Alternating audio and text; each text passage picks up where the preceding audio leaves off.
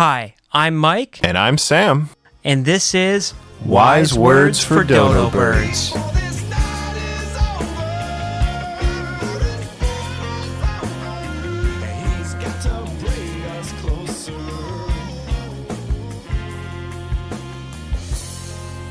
Yeah, so I've had an interesting morning. It's a Saturday. It's the day of leisure for me. I was just doing some chores around the house, and Mary went to the store, so she couldn't witness any of this. But I was just like, my stomach just started hurting all of a sudden, and then I was just like, oh, I'm like kind of gassy or something, and then I shit my pants. I didn't think that was going to happen. I was very surprised by this. You shit your pants. Yep, I sure did. And I told you, Sam, that I told you about this previously, but I'm gonna reiterate for the dodo birds here. Yeah, and my first question is, was, how did that happen? So yeah, I just trusted a fart, and it was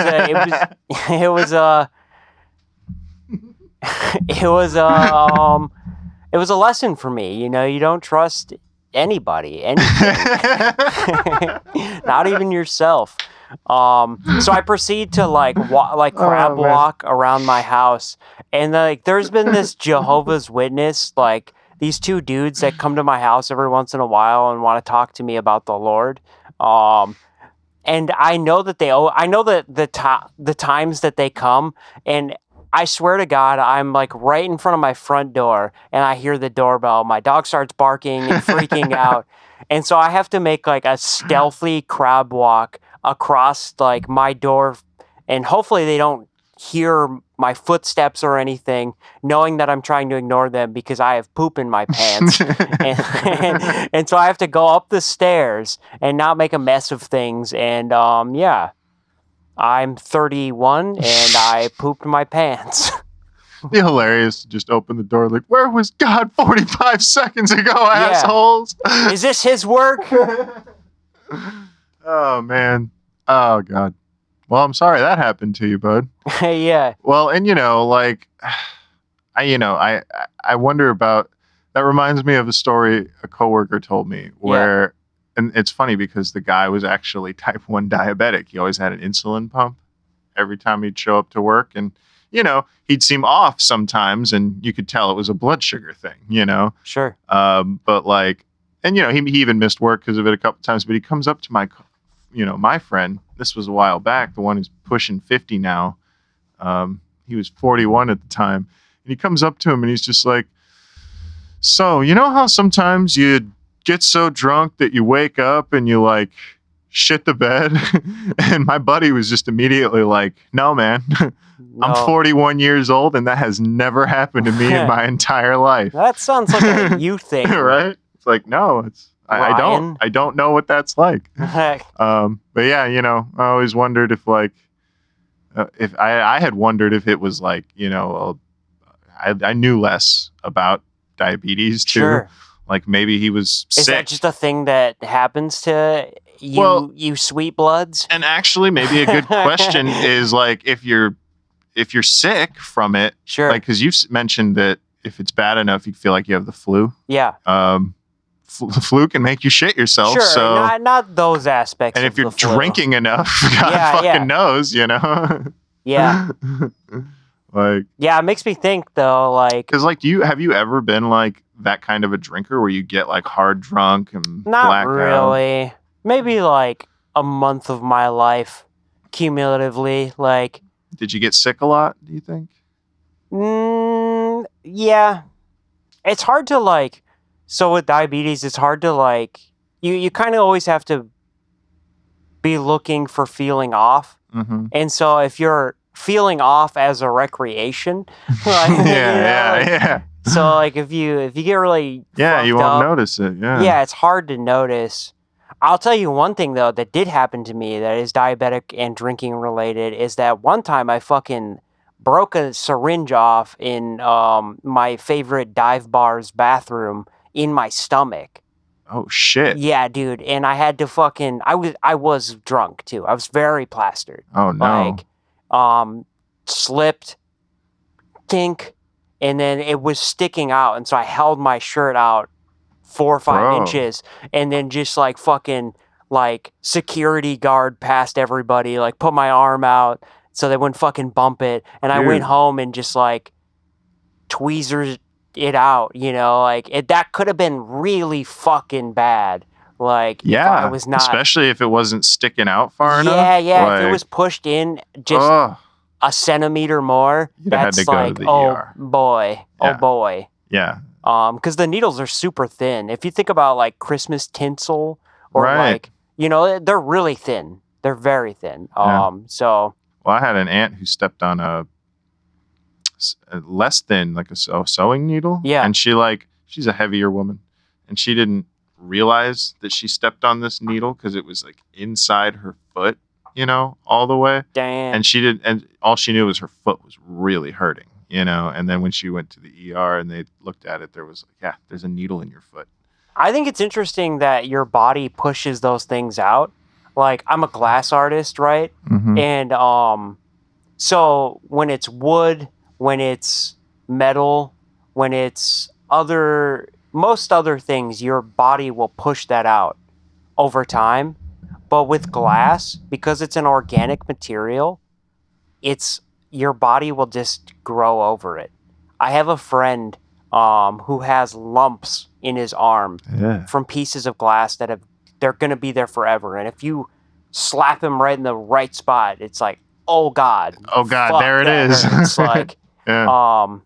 I don't have any of those, luckily. That is but good. Like, yeah, it's interesting that some materials will just get stuck in you forever. Yeah. Like, have you ever had like a nasty sliver? Yeah. Like, I was just thinking about that. Yeah. It's hard to act like a man and be like, oh, that fucking sucks. Yeah. But it does. Yeah, it fucking sucks. Especially when you get them in the tips of your fucking fingers. Like, yeah, that shit hurts. Yeah, because you have to use your fingers for life. That's one of the benefits of being a human being. Right. Is that we have opposable thumbs and all that jazz. Yeah, and, exactly. And we dexterity higher than any other animal. Kind of sucks if you've got fucking wood stuck in it. Yeah, yeah. It does not help. Yeah. Back when I was a bartender. Yeah. And I would find, people shitting themselves was a much more common thing than I thought it was. Yeah, that's surprising to me. Like, I've been around plenty of fucked up people. And I've never been around somebody so fucked up that they shit themselves. Yeah, I think it's because, unless you are a regular drinker, someone who gets fucked up all the time. Yeah. Maybe you don't make so many friends who do it. Not saying it's like as a rule, but it's just a less common thing. Sure.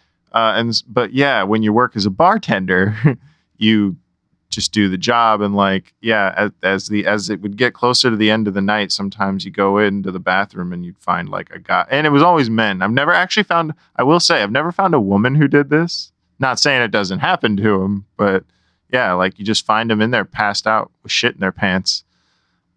That's crazy. Yeah, dude, I don't even know what I would do. Like, okay, you're cleaning up the bar at the end of the night, and there's a guy with shit in his pants. What's the next move? You try to wake him up. Yeah, you gotta wake him up, or you call the cops. Yeah, okay. Cops will take care of it. All right. I mean, we still have to clean up anything that gets left behind in the bathroom. Collateral damage. Yeah, but you don't have to deal with that. I mean, if you have a bouncer, maybe, but the bouncer, once someone's passed out, at least at any of the bars I've worked at, like once someone's passed out like that, you just call 911 and have authorities come and take them away. And no matter what your sentiments about police officers are, it's pretty cool that that they clean up your you can pay taxes to like get a shit pants guy out of your fucking bar. Yeah. It's cool that we are like, that's your problem. Yeah, well, and if you're the shit pants guy, this way you don't get thrown in a ditch somewhere and left to die. There's authorities to come and you find yourself in jail, you find yourself in jail, but more likely you're going to find yourself in the hospital. Have you ever called the cops for something unusual? Like, have you ever been like, this is your guys' problem? I can think of one story if you don't have one. Go ahead. I'll try and think of something. So my greatest fear in the world is bats. I don't like them. They fucking rustle my jimmies to the 10th degree. I don't like them at all. And so I lived above an apartment building, and in the hallway there was a bat there, and I tried the humane way to like get it out of there and this and that, and like I had a homie come by and be like, yo, will you try to catch this thing for me? I'll pay you fucking $50. Mm-hmm. Please Yeah. relieve my anxiety. And he couldn't catch it, and it would just keep posting up in the same spot. Mm-hmm. And then like it almost like flew into my apartment once, and I was like, no. And so I called the police, and I was like, all right, this is going to be a weird request, but I looked up the laws, and I can't hurt this thing. If it Really? Yeah, it's illegal to hurt them. Like I did not know that. to catch them in like, in a, I can't just kill it, Really? like I did not know that. Yeah, you're not supposed to do that. Well, then call the cops. I definitely don't see it. I told them, I was like, this is my phobia. If you don't remove this thing from my hallway, I'm telling you, I'm about to break the law. Yeah. Like, I'm gonna fucking get... That's exactly why that makes calling the cops for this like 10 times more reasonable to me. Yeah. Yeah. If you're not allowed to kill it, then if it's against the law to kill it, yeah, call the cops. And they had this attitude with me. They're like, oh, fucking baby. And like, dude, like they were like razzing me the whole time. And I didn't even care. I was like, that's fine. I pay your tax. Like I pay your fucking checks. salary. Yeah. Get rid of this for me. Yeah. No, see, and that's the thing. I guess there's probably a statute of limitations on it though. So I think I'm confessing to a crime here, but my ex-girlfriend, lovely as she was also not good with bats like you. They gave her anxiety. They were in her house. Yeah. It happened on 2 separate occasions. And I know it was not the same bat. Yeah. Because, and I was just about to tell you, like, oh, I got the perfect remedy for you, bro. Tennis racket. Yeah. Tennis racket, and you just hit it as hard as you can. And then once they're on the ground, keep hitting it till it stops moving. For me, I grew up hunting and fishing. Mm-hmm. I have no problem handling animals. Mm-hmm. In fact, it's a phobia. I would probably, I'm not going to say pet a lion, but like I would rather pet a lion than be in the same room with that thing. Yeah. With a bat. I don't know what it is. Do you have like you're a spiders guy, but is spiders a phobia to you? I mean, it's definitely... like, does it give you like anxiety if you're just in the room with one? I mean, it used to. I was going to say, I believe in conquering our fears, you know? So, like, if I see a spider, I mean, it still does give me a little bit of anxiety, especially if they can jump, stuff like that. But what makes me feel it the most was when I lived in Louisiana. I was disc golfing with friends, and I actually had just had LASIK surgery. Mm-hmm. So I could see, but like it was still coming back. Like it was blurry, I was honestly still in the question of, and I wasn't actually disc golf. I was hanging out with them while they disc golfed, I couldn't see very well. So, but that was the thing. And one of them actually stopped me from walking in between 2 trees that had like a half dozen crab spiders. Oh God. Webbed between them. And like this giant web. And the thing is because like they were tall trees, but I'm a tall guy. Like these spiders were kind of higher up, so like most of them would have been above my head. Yeah. But like definitely 1 or 2, it's like I would have walked right because they were like up closer to the trees where I wasn't. Like I didn't see the web at all because my vision was kind of blurry. See, spiders don't bother me, but I can imagine if I apply the same amount of anxiety bats give me to that scenario, that would be fucking terrible. Yeah, and it was probably the only time in my life where the phobia got to the point of like I could feel myself getting pale and like clammy, and like I was like, I'm not having fun anymore. I want to go home. Yeah. Like, and again, there was also that vulnerability of still recovering from a surgery. But I'm telling you, even if that wasn't there, I didn't want to go back to that disc golfing course there. Like, and I did a couple times, but like I definitely stuck to the paths and didn't go anywhere near the fucking trees. Like the spiders were in the trees, and that concept in itself is. And like I know they're everywhere, but these things were also pretty big. You know, Yeah, we're crab talking spiders like, are huge. you know, probably We're talking silver dollar size if you have bodies, right? yeah, bigger Yeah. than silver dollar. How big is that? Like that big? Yeah. Maybe some of them with their with their bodies. Yeah, just the bodies. Nah, that's probably about right. Maybe even a little smaller. That's a chunky spider. But with the Like a legs, 3-ounce spider. Fuck. yeah, you know what I'm saying. With the legs, they were like fucking. Yeah. Drove me nuts, dude. So what is it about spiders that rustles your jimmies? It's the way they move, the way they look at you, especially like if they jump. That drives me fucking nuts. So it's the webs. mobility. Is it like that they could be there, and then like all of a sudden they're there? Is it?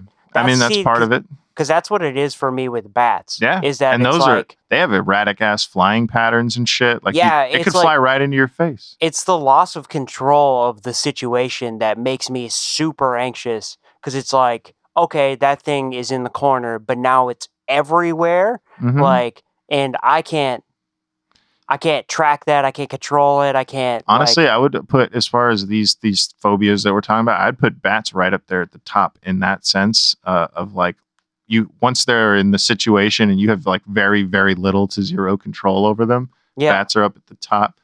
Snakes are in a very good situation there. I have a good friend that, and so it's snake. Okay, yeah. So this is a good example. It's like I'm not a weenie when it comes to animals, because like I handled a fairly large snake about a year ago. I have a friend who breeds them, and so I got to be around a bunch of these giant pythons. And I know that some people, like for him, he's just like, "Oh, how you doing, girl?" And like touching their like chins and stuff. Yeah, and they're like puppies to him. Cute? Yeah. This and that, and it's like, to some people that is their worst fucking nightmare.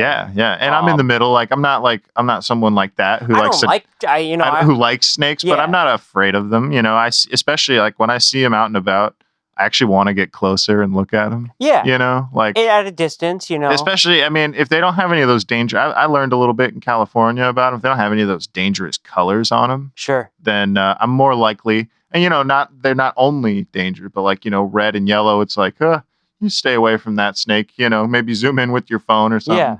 Black ones, it's up in the air sometimes, right? But like I want to see them usually, like, especially if it's like green colored snakes are almost always fine. I think it's interesting that people choose snakes to be a pet. Yeah.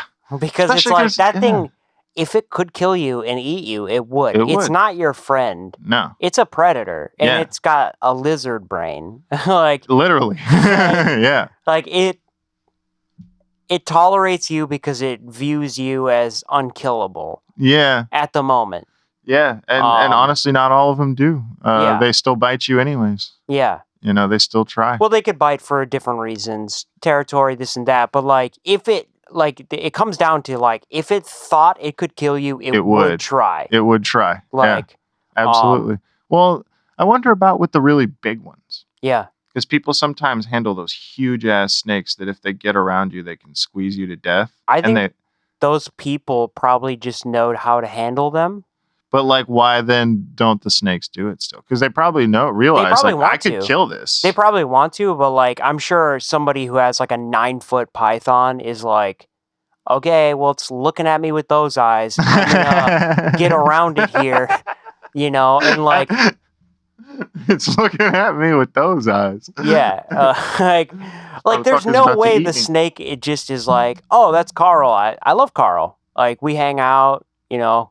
We eat pizza or whatever. No, it's like, it's always looking at you like, how do I fucking kill this thing? How do I fucking take this thing down? Yeah, I think it's an unusual pet. Did you know that Wisconsin, the state that we live in, is one of the loosest exotic animal states? Really? I had a welding instructor, just out of high school, who had peacocks. He had an antelope. He had this is a story, dude. Fucking, we go down into this dude's basement, and there's this big like curtained off room, and I was like, what's in there? And he was a very eccentric guy, a lot of money. He had classic cars and this and that. He had a macaw, like a parrot. Um, but he pulls back the curtain, and there's a fucking tiger, a tiger, like He just had one. a big adult tiger. This man had it in, I'm not gonna say the town, but a small town about 30 minutes from here. Really? He Yeah. just had a tiger. He just had a tiger, and it was in a pretty big room. It was probably about the size of like this room in the living room. Yeah. Like it was in his basement, and he got in the cage and like, hey Jacko, how you doing, buddy? He got in the cage with the Yeah, tiger. yeah, Okay, and wow. kind of wrestled with him and like, hey buddy, how you doing? Okay, wow. And like, and they're I mean, if you have them as cubs, as babies, you can sure safely do that. I don't know if it's healthy for the tiger. Yeah. But you and he can. He had a huge property too that was fenced off, so That's I think good. he could like. Well, I was gonna go say outside and the reason stuff. I'm only semi-shocked. I mean, I would not have guessed tiger, but I know you can have wolf dogs here. Like you can have a whole fucking mess of them if you want. Yeah, and he Like- kind of exposed me to this world that like in Wisconsin, like Tiger King, that was I forget what state. Never saw that. Oklahoma. Okay. And they also have very loose laws on exotic animal trading, where it's pretty much just like it's like a bill of sale. That's it. You don't need special license or anything. Like if you're fucking got fuck you money, you can just go buy a tiger. I don't know if it's changed, but I know for a long time it has been very loose in this state, where you could just kind of have anything, a chimp. Well, and I could see, getting permits to do these things that show you're going to be responsible doing it because of a tiger being a danger to other people. Yeah. But, let's find out what the laws are currently. Yeah, so exotic animals of any sort, including sloths, chimps, predator animals. But in Wisconsin, we are one of the loosest still with the reptile trade. You could still get a monitor lizard or a python. We're one of 4 states actually that has basically no laws. Yeah, I mean, you just have to prove a bill of sale. Like if you sell a go-kart, it's the same thing as trading a ball python. Okay. I mean, that's pretty cool. I know that those laws come from like, people being irresponsible with them, and they're just not being like, I don't know. I could have sworn sometimes it was like, it's not native to the region, don't bring it here kind of thing. Yeah, well, Florida had a big problem with that. Pythons in the Florida Everglades, people would get them and then let them loose, or they would escape, and they became an invasive species. Oh, really?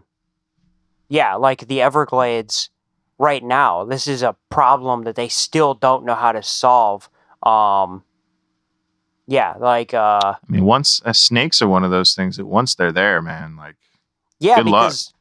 They're hard to catch, and when they're in the mountains, and it's hard to. They're in the swamps. I say it's hard to get rid of them without hurting other things in the area. Too. Yeah, and you don't know where they nest because they nest in very private, secluded places, and you could walk right over a python nest and not know it. Yeah. And so like they've even thought about introducing a bounty on them. But, obviously there's some implications with that.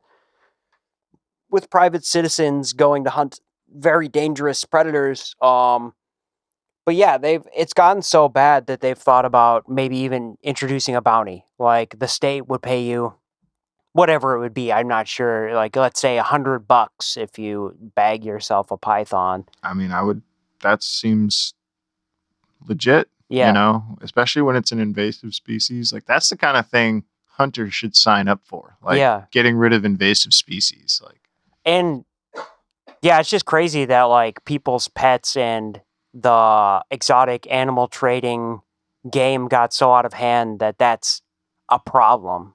Like, I mean, it makes perfect sense though, because people do that. They yeah, always fuck shit up Yeah. for everyone else.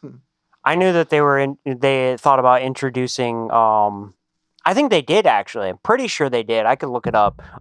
Gray wolves to Yellowstone again. Oh, again? I was gonna say I've heard about them doing that in a couple places, and Yeah. that always helps like it's almost never had a negative effect. Yeah, they I got wonder- reintroduced in 1995 and then again in the early 2000s they introduced another small population of them.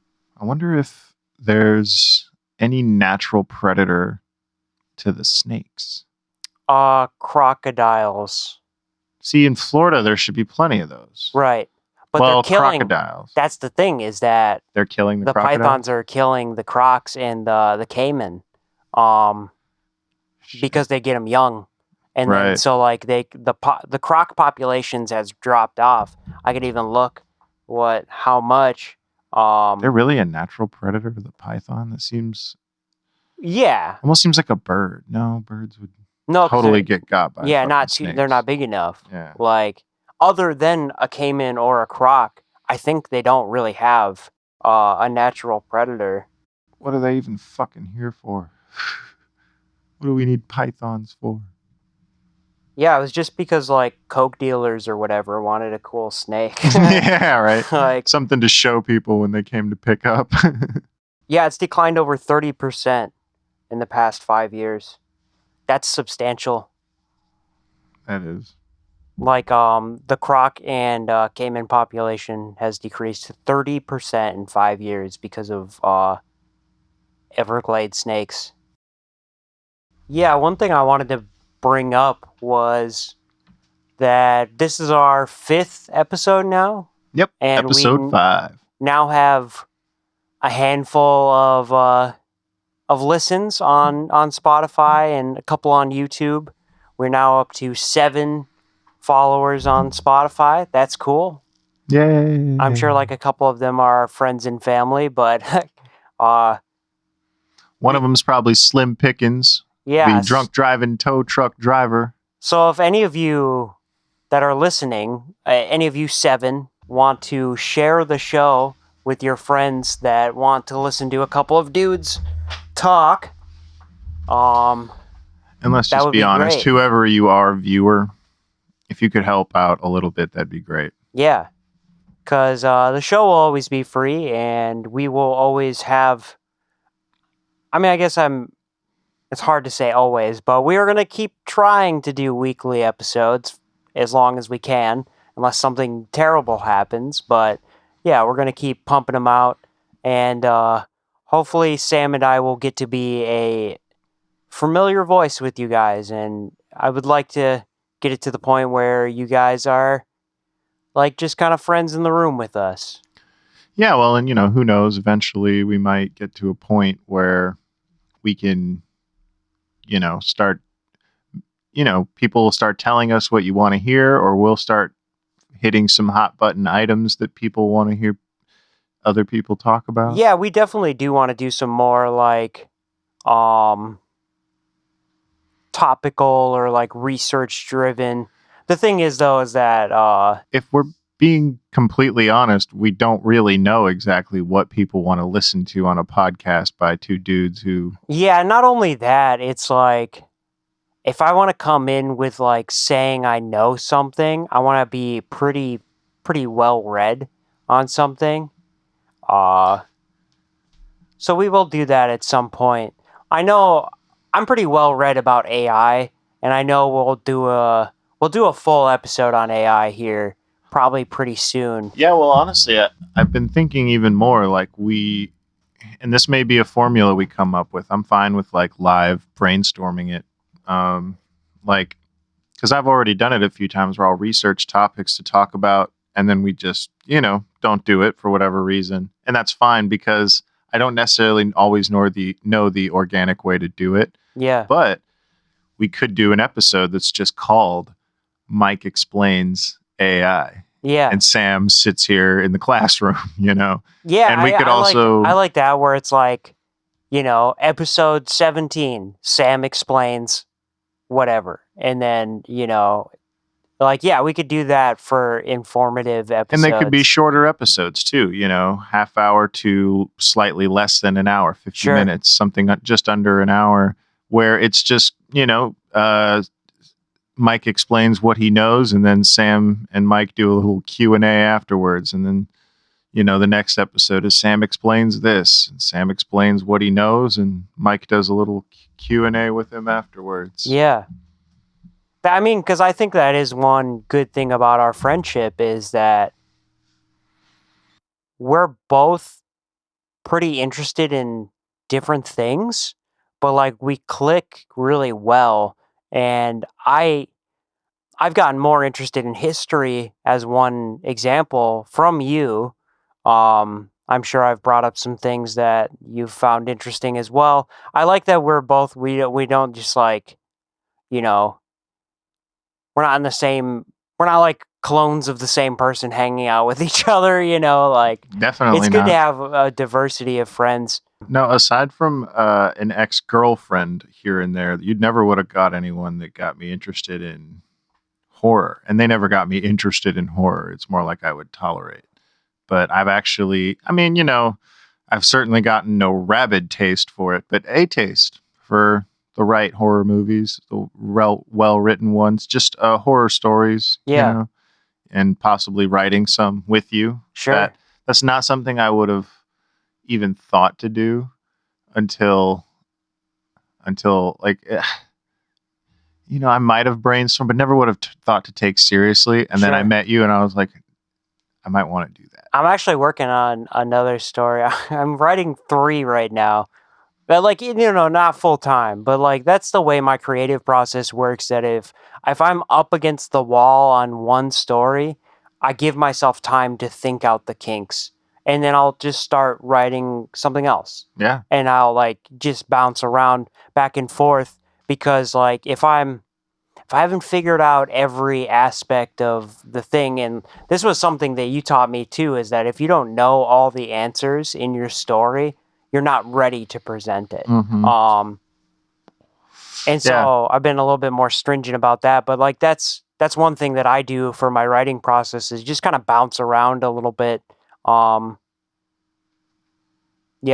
I think it's good because you're still practicing the skill, and then that way I don't give myself like an out or like an excuse or procrastination technique. Where it's like, oh, well, I still have to figure this out before I keep writing. Right. I'm still practicing the skill, but I'm just practicing it on a different thing. Well, and starting a fresh idea is always the funnest. It is the most fun. Yeah, like because once you're so deep into one, like, and you've made decisions and stuff, like a hook for a story, I could do infinitely, but figuring out all the aspects, the characters, what's their backstory, why does the plot relate to them, like what is the lore of the thing. Well, like it helps to know, and this is something we've kind of like learned together, to know the lore, the personal lore of every character in your story, beginning to end. Yeah. And then figure out how you're going to tell it. Yeah. Because, starting at the beginning, then getting which is what I'm sure a lot of people do, getting an idea halfway through, it's like, now I got to do so much, Because I've heard that if you pull on one thread in a story, and this is a lot of stuff you would hear when you research screenwriting professionally, that, you'll pitch a story to an executive or something, and they're like, hey, what if like the protagonist has a best friend? My niece wants to get into acting. Can we put her in this story? It's like, oh, just write her in as a best friend. It's like, if you do that, it changes. You pull on one thread of the sweater and the whole structure changes. Like, especially adding like a a main character like yeah, that. Yeah, or even if it's a side character, because they're like the main character's Because then you have to make that side character relevant. Yeah, like why are they there at all? Like, so anything that you present in a story should have some sort of reason why it's there, and so like if you add or take away elements, it substantially changes a story. And I absolutely love that. I think it's very interesting. Yeah, one of my idols in the audio podcast game, Casey Wayland, I can call him out by name. He wrote "I'm Alive" or "We're Alive" is the show, and then they have a couple of like side shows based off of that. But he just got a big time job for doing a audio podcast or immersive fiction in the Buffy the Vampire Slayer universe. Oh, nice. And that just released on Audible, which is super cool. That Good he for was him. just doing his own thing. Yeah. And then eventually he was like so good that like Suits came to him, Yeah, I'm not sure on the process if like sometimes if he applied for it. I was gonna say it takes an effort, and the right person. It's about who you know, not necessarily who you knew ahead of time, but it's like about who you know. And if like I actually have a story, I want to let. I'll tell the. I'm sorry. Continue. You finish your story, then I have one to tell. Oh no, that's about it. It's like if you just grind and that comes back to what we were talking about with this podcast is that like if we grind, we keep doing the episodes, we figure out what we do better. We might just happen to come across the right person, and I'm not saying Sam and I both don't want to be big or anything from this podcast. Right. This is a thing we do for fun. And also, we both agreed when we started this that it would be awfully nice to have something for our friends and family to listen to if, something were especially to go should awry. Something happen. Yeah, like it would be pretty cool to have a documented telling of a personality even when you're gone. Exactly. I think that's really interesting that like even if we're not saying much important, but it gives you an idea of who I was. Yeah, it'll mean a lot someday, even if it's, assuming we can maintain some loved ones. Yeah. There's some assumptions along the path there. But yeah, I think it's very interesting. And that's one of the things that draws me to creative work in general is that just leaving something behind. Yeah. And that's like a big driving thing in pretty much all aspects of my life. We had a friend who passed and he was a musician and I thought it was so profound and so awesome that he left, a fairly sizable discography of music that we get to tap into his thoughts, who he was, his craft, what he was passionate about. And that's so touching to me that.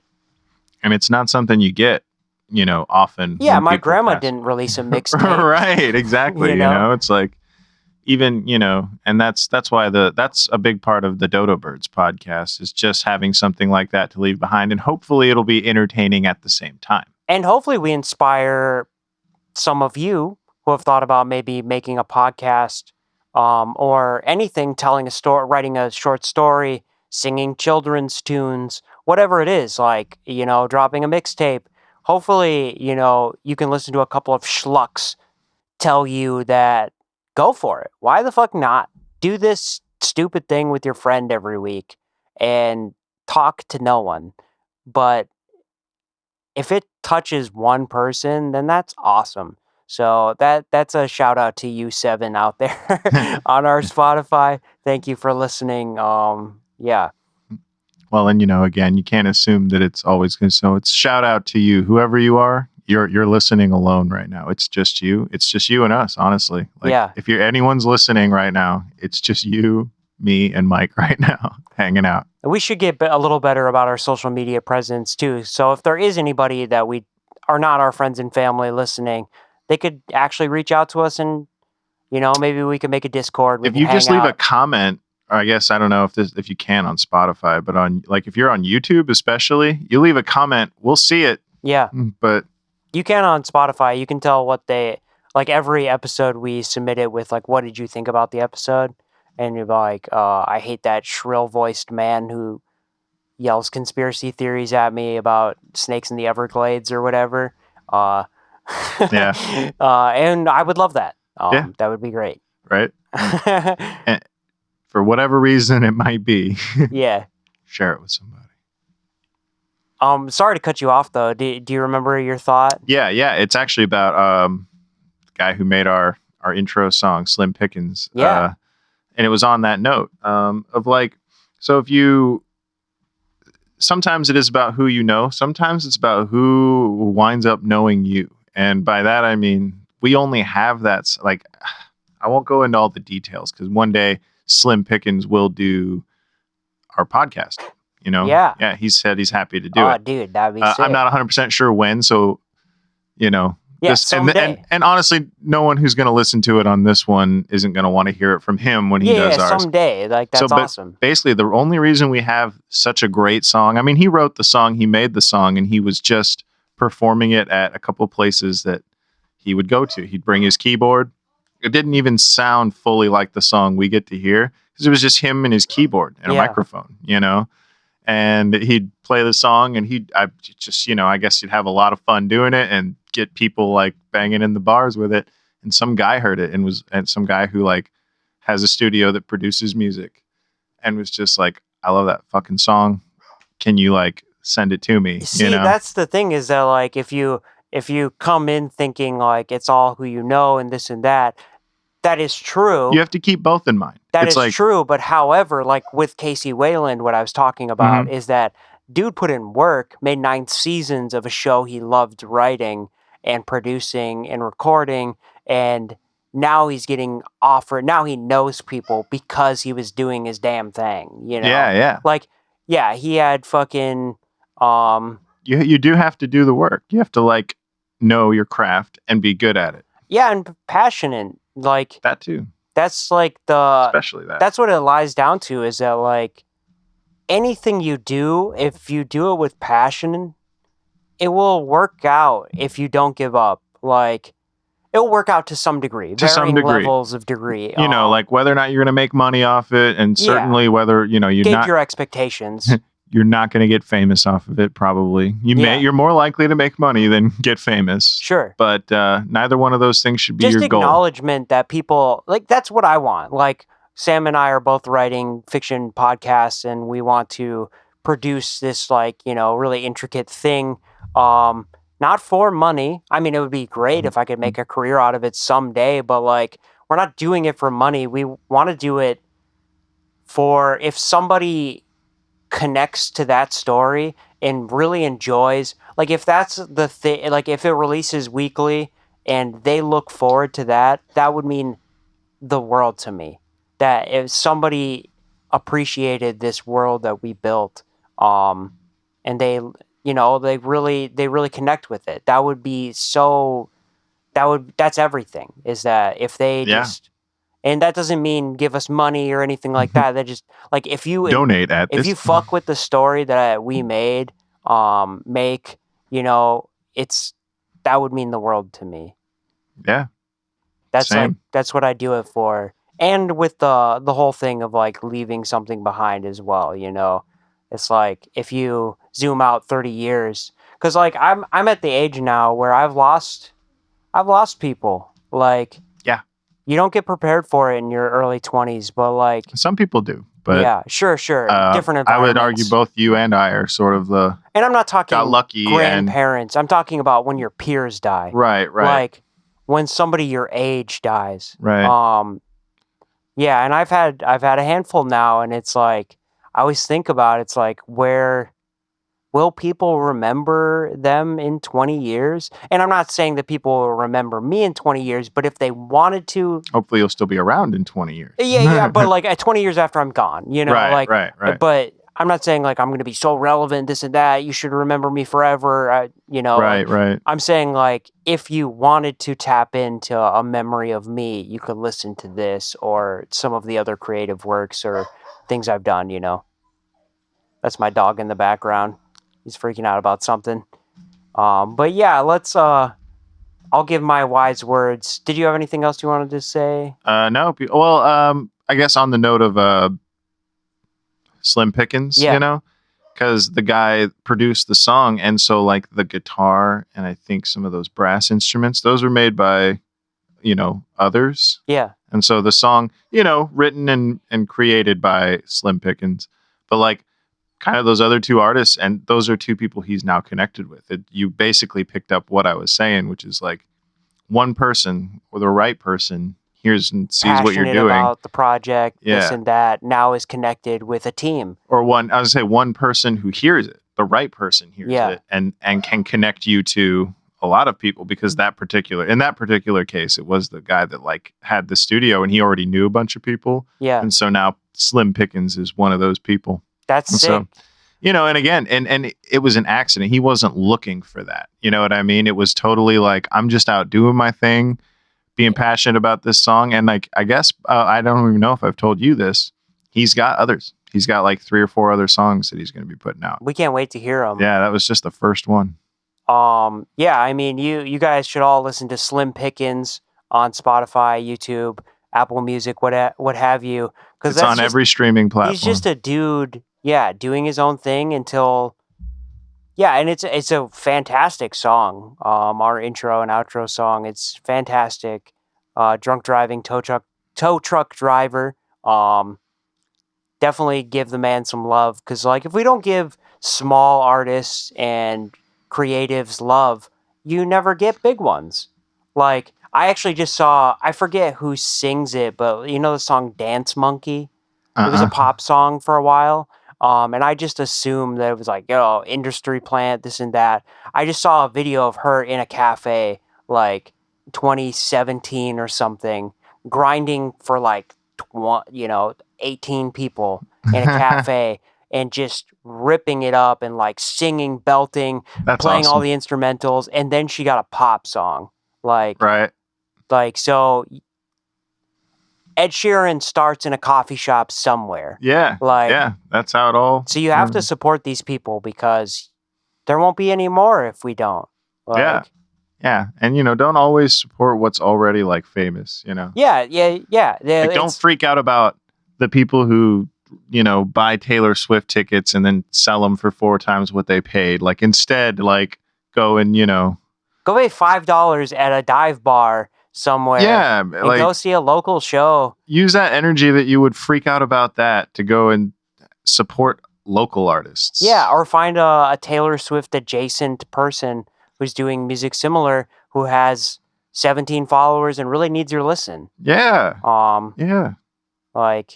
So I guess that would be my wise words for the week, is that if you are a creative or want to make something happen, just go for it. Just go for it.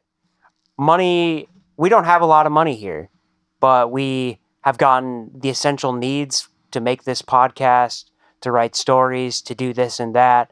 And just go after it, and all the other stuff will align or fall into place eventually.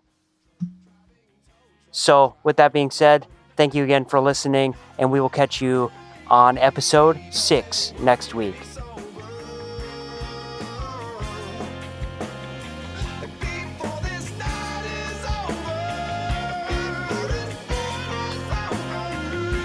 got to bring us closer.